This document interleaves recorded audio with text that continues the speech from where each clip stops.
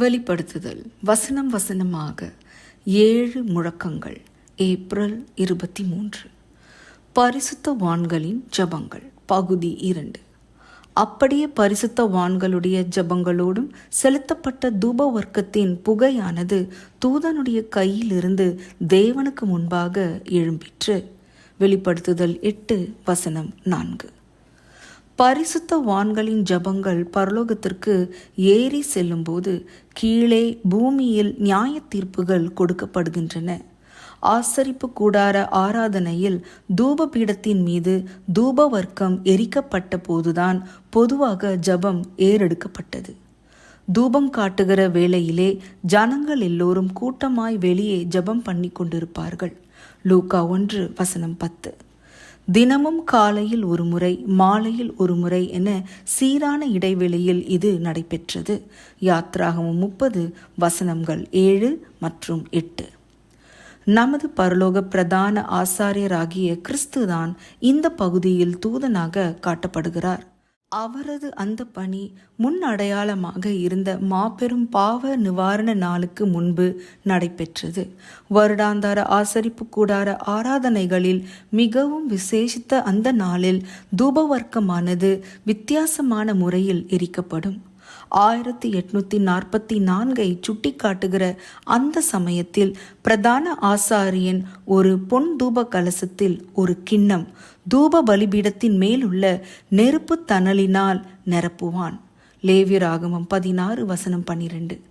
அவனது மறு கையில் விலை மதிப்பு மிக்க தூப வர்க்கம் இருக்கும். பிறகு திரையை விலக்கிக் கொண்டு பரிசுத்த ஸ்தலத்திலிருந்து மகா பரிசுத்த ஸ்தலத்திற்கு செல்வான்.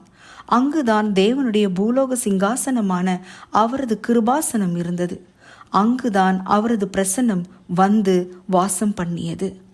பின்னர் தூப வர்க்கத்தின் மீது தூப வர்க்கத்தை எரிப்பான். தான் சாகாதபடிக்கு தூப மேகமானது சாட்சி பெட்டியின் மேல் 10 கற்பனைகள் இருக்கும் கிருபாசனத்தை மூடத்தக்கதாக அடர்ந்த புகை எழும்பி மகா பரிசுத்த ஸ்தலத்தை நிரப்பும்.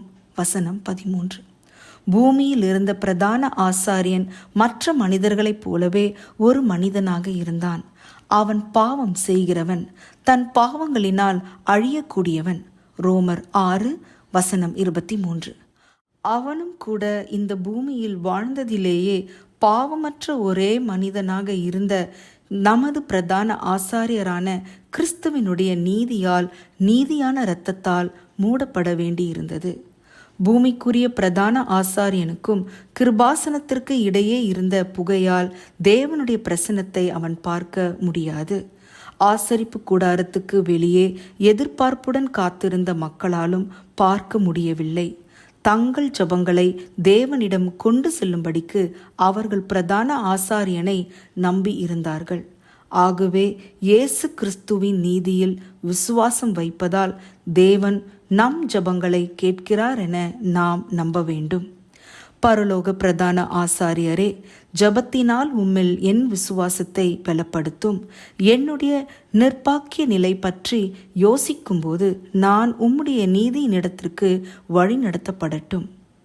அதிக ஆராய்ச்சிக்கு 2 நாளாகமம் 30:27, சங்கீதம் 141:2, வெளிப்படுத்துதல் 15:8. ஆமேன்.